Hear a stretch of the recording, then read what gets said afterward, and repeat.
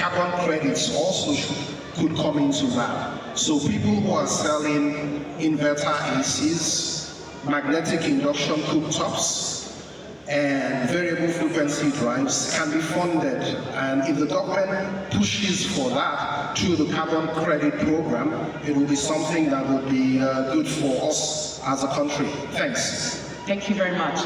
Question, and then we'll come to the panel. My name is Umi Ibrahim. I am a lawyer and I'm also interested in development.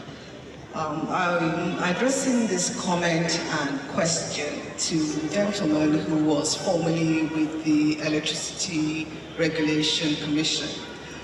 You said that it's not working and you don't think we're ready. So I was surprised when you came up with the idea of Lagos State basically banning generators for 3 years. And I don't think as people in the business that the way out is to legislate behavior. Because when the government comes down hard and says, you cannot have this, the next thing that we will do is to think of ways to circumvent that law, that legislation. Now, there are buildings coming up that are already using gas. So I think the way forward is to make those options known to people, and people will change their behavior because it's cheaper, it's cleaner, and they can manage it better because they're in control. And I'm speaking from experience because last year, we commissioned a building, an estate of 100 units, and it is being powered by gas. My second comment actually goes to our other regulators. Yes, thank you. To our other regulators that are here present. In the 60s and the 70s, we had buildings like Igobi, like your Ibadan Teaching Hospital, where you have double ventilation, you have natural light. So if we were able to design like that at that time, what is different now? Why are we building and why are glass buildings being approved that are not in cognizance with our reality? There is a high court going on right now that is a glass building. And when light goes, the judges, I'm hot, I have to rise up. So I think there is issues for regulators and also for us, the members of the public. Thank you. Thank you very much, Mr. Eko, to take the question around whether you legislate or perhaps you can address that. I also just wanted to check with the moderator, with the anchor, to see if there's anything we need to do at this stage. I think we can continue with the discussion.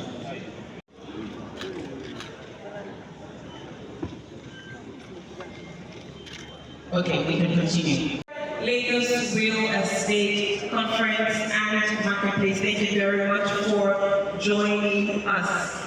We thank you, Oba Sahid El-Bushi, thank you very much, and Oba Wala Oniru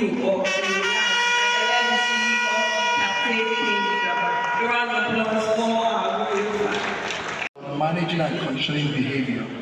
Now, having said that, let me clarify. I did not say that Lagos State must make, I was only making a suggestion, right? And the point I was making is that when I say we're not ready, it's not that we don't want to. Not being ready is a very distinct thing from not wanting to do something. But efficiency, usually, particularly in the use of energy, is driven by two impulses. Number one, price. Right? I think, for example, that one of the best things that happened to the power sector in Nigeria is the increase in diesel prices. Simply because it is now forcing everyone to ask about energy efficiency. We just can't run our country any longer. Like my friend from the line has said, he can't continue spending 50 million naira a month just to buy diesel. and effectively become a logistics provider, which is what managing the flow of diesel to your machines is all about. So that changes because of price. The second point, of course, is rules and rule making, regulation, which as a lawyer I don't need to explain to you at all. And that's why I made the suggestion that if, for example, Lagos State recognizing, and you'll be surprised, at how much, let me throw out a figure here, right? If Lagos State has, like the Commissioner for Energy said, 23,000 megawatts of alternative power generation in the state today, and we assume that maybe 30%, let me pluck a figure from there, but I think a realistic figure, 30% of that is diesel driven. 30% of 23,000 is what? Somewhere around 7,000 or thereabouts. Now, let's say that it costs us 780 naira, right? 750 thereabouts, which is about 220-30 naira per kilowatt hour to power each of those generators. You'll be thinking of spending, if I do some quick sums in my head, something like 9-10 trillion naira a year just running diesel in Lagos. That's how much we spend, and this is money that literally goes up in smoke. Yeah. Right? You don't spend money that way. That's money that we should spend on our children. We should save for our children. We should put into our holidays. We should put in enjoying ourselves. We should pay as taxes to the government. But it's money that we literally burn.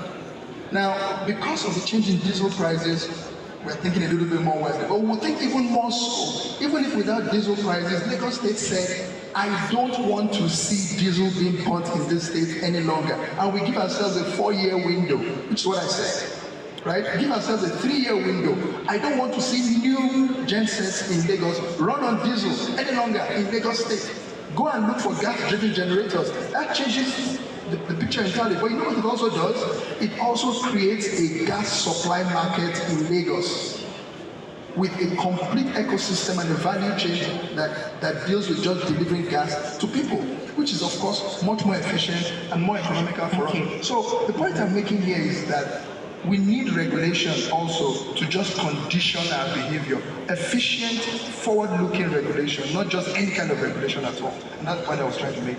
Some very radical. Currently being run for carbon credits. There are challenges in terms of how do you calculate it, how do you estimate it, but there are multiple programs that are being run in terms of carbon credits, and there is a market, a growing market in terms of carbon. If I may, just for the sake of those who may not be familiar, can you just high level just explain what carbon credits are? Just very briefly. Okay. Just so we can put some context to this. Okay, just to keep it simple. So a carbon credit basically says you get certain incentives for every emission control that you can put in place or demonstrate. So there are established markets that you could do like an exchange basically, where you can sell whatsoever you've been able to do in terms of efficiency, then you get certain rebates.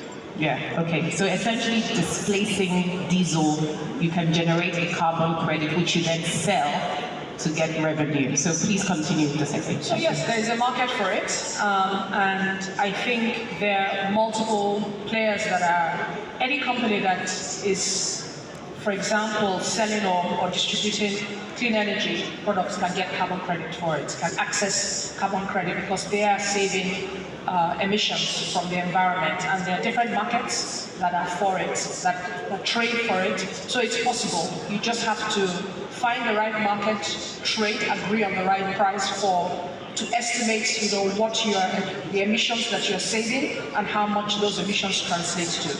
So there's a market for it. But I don't think that that's our issue in Nigeria right now. And there are a couple of things that I just wanted to mention. I think the stage is set for energy efficiency and renewable energy. Tied to what the commissioner said, the price of diesel has gone up, even the price of petrol has gone up. So for people who would rely on these alternatives, they're thinking again and saying, isn't there a more cost-effective way? right? For us to. So the stage is set, and we do need policy to move people towards there.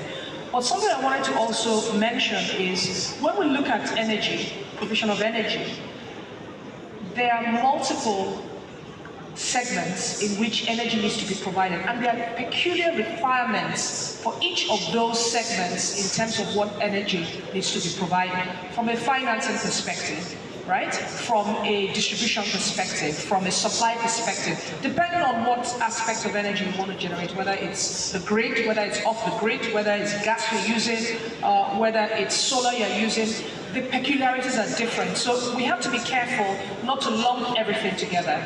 And the solutions that we're trying to prefer needs to be customized to the segment of the markets that we're targeting because their needs are different, right? So the woman who is selling fish, for example, doesn't really care about mini grids because she can afford it. All she needs is just some device that cools her products and she can sell.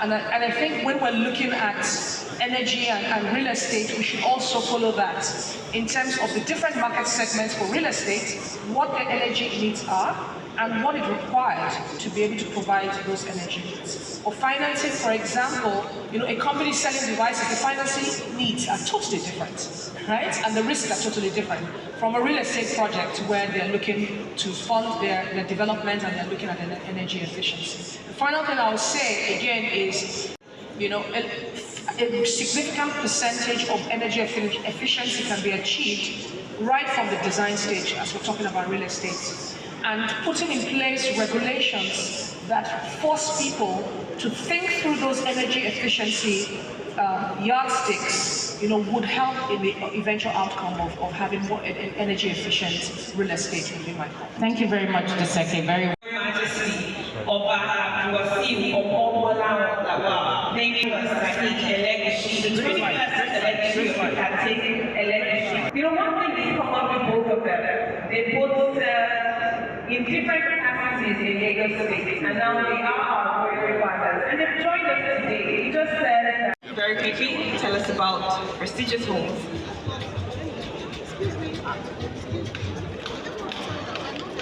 Hello, I'm Fleming, the guy who wrote James Bond. You're allowed to laugh. 4 bedrooms, a community of 96 units, which is almost sold out. Just besides that, we are building Paramount, which is cash flow units, 128 units, 1, 2, and 3 bedrooms, and we sold about 80 out of 128. We have buildings 9 floors in Ikoyi, and that's on Glover, just behind Golden Gate. 4 bedrooms, 351 square meter.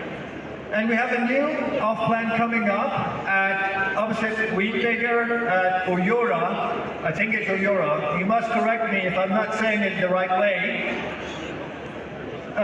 There we have 3 bedrooms, 187 square meter, 300 million, fully smart homes. Everything we do is with the focus of happiness and well-being. That is the focus area. So in our community, you may not see a fitness room, but you see a Zen garden. You see a yoga area. I think that yesterday I used 3 hours to go home from Banana. I think we get a little stressed, maybe in the morning when we go for work, maybe in the afternoon when we come back. So, a Zen garden is listening to the water, relaxing, going into your home, telling Google to put on the coffee machine. We don't have robots yet, but in 2-3 years, you have the robot making the food. I think another part is that Prestigious Homes is located in 224 Ligali Oyenda Street, just below Radio 92.3. We have a showroom of 500 square meters. We have the models of our housing, and we're having, you're most welcome as a broker or a facilitator to come in, bring your client, use our facilities, drink our coffee, and every Friday from 2 to 5, we are educating brokers how to close a real estate sale. I've been doing that for 5 years in Dubai. I don't know if you're familiar with Dubai, but it's a place where real estate is booming. It's going up with 94% this year, and even rental is going up 40%. And there is a lot of brokers coming down, and those I've been training, so I would love to train everybody who wants to come by Friday from 2 to 4. Besides that, these people were talking about behavior. Energy is so important in this country. And I've been here 6 months. I love it. Your country is beautiful. You may not see it, but if you take the time and look around, there is millions of opportunity for all of us in this country. Especially if we get the power running. Then we can all build a business. Thank you for your time. Enjoy life and be blessed. I've been faring in the last 10 years. We clocked 10 in February 2022. And we are so proud to say that in 2012 we started with one estate, Treasure Parks and Gardens, Shimara Phase 1, and now we have over 48 estates cut across Nigeria. We have 50 offices across town, from Lagos to Ibadan to Abuja, and we have representatives and our agents cut across the world. Republic of Benin is also one of our locations. Our estates double as resorts. Our estates double as where people can go to relax anytime they feel like. We have some, okay, this is us at 10. This is our Eco City at Epe, something we just brought up last year. Do we have sound?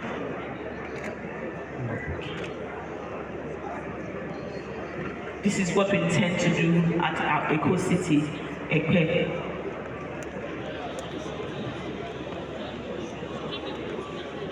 We have basic infrastructures within our estates. We make sure our roads, drainage are well put in place. We make sure that we have recreational centers within our estates. So when you live within, you don't need to go out to look for anything. We have malls, we have the restaurants, we have stadium, mini stadium, basketball courts within every of our estates. Solve the conventional shortcoming of real estate. A city that opens you up to amazing business opportunities. Welcome to Eco City.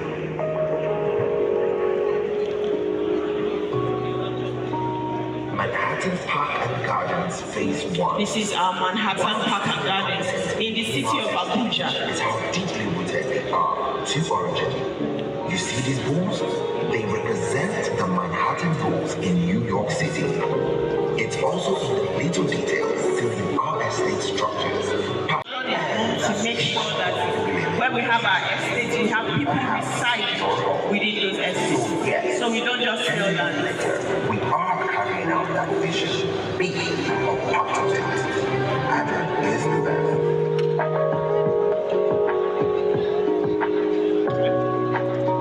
We have our estates at Oyo, Ekiti, Niger, Nasarawa, Abuja, Osun, and we have a lot of them in Ogun State.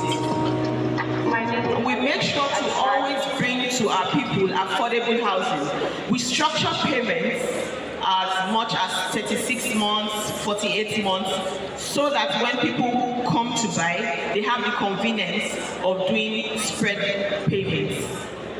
And we make sure that for every season, we get to use the holidays around that season to sell to people that want to buy. This is one of our landlords within our estate in Ibadan, Oleyo, our West Park Gardens in Oleyo, Oyo State. As you're living in Ajibade, I'm a landlord in Adron who live in UK. They came in 2017 to come and advertise. I heard about them that time, but I was saying that Ayegun is a very fast place and it's a bush area. You can't go and build there as you're living in the UK. So good for us that we bought in 2018, and when we bought it in 2018, it wasn't developed as much as it was now. I will wish for anyone that wants to buy this, just come and see within 4 years. what is developed here. The security is so amazing. If you buy your materials, you will never leave your building. Leave it there, your cement, everything. No one will take it out. So respect everyone, home and abroad, buy from our home. Thank you so much. From Edward Homes and Properties, please don't wait to buy. Buy and wait. Thank you.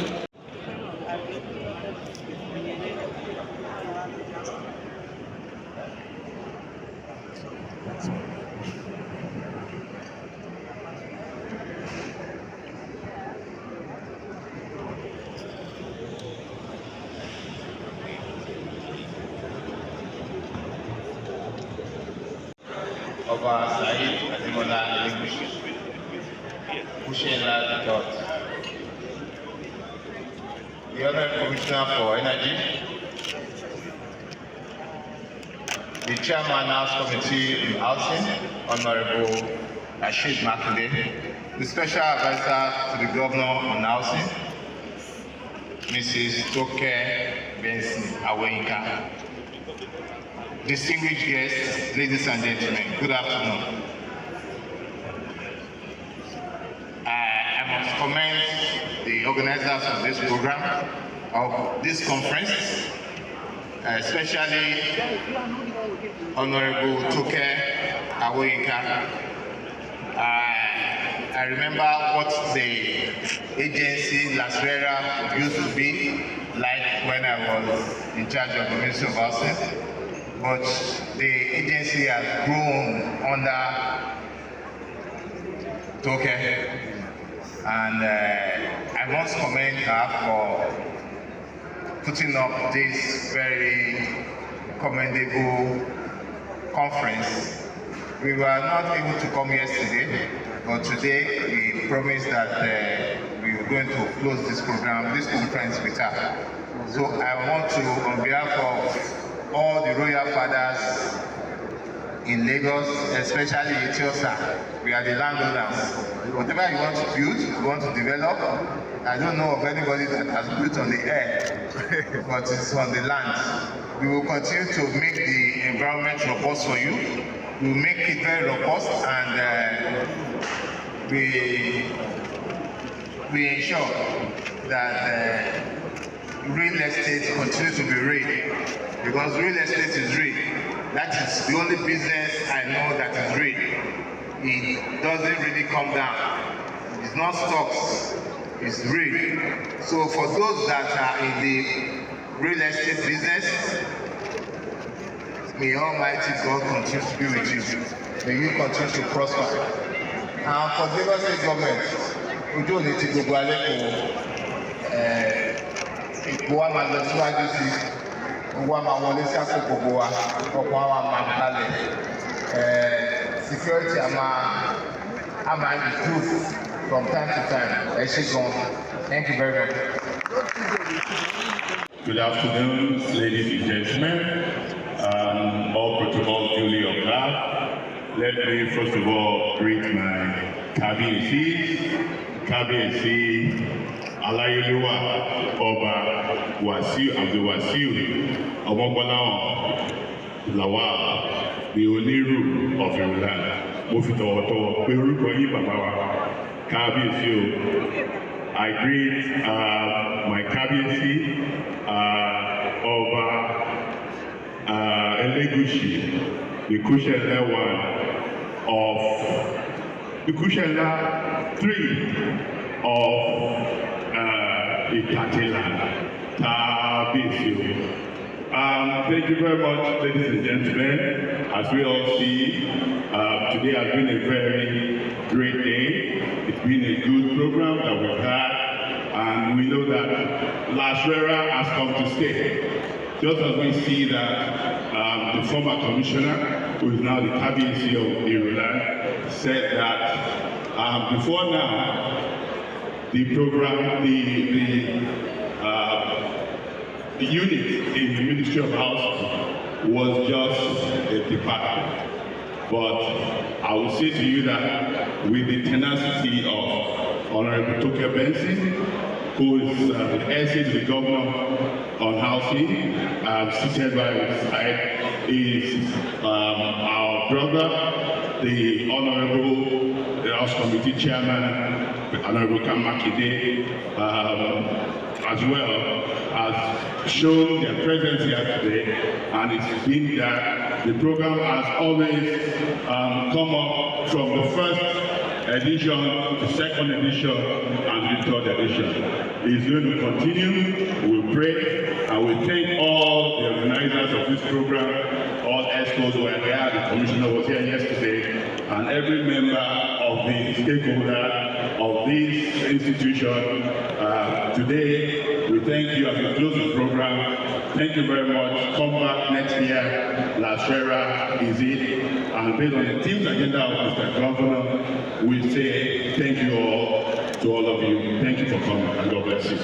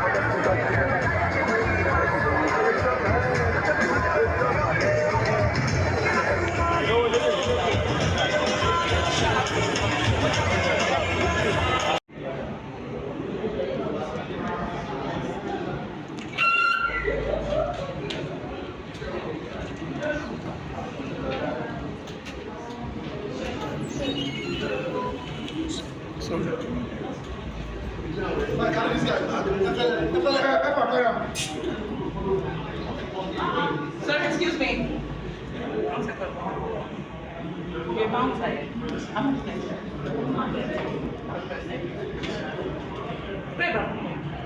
what do you have, sir? No, correct. How much?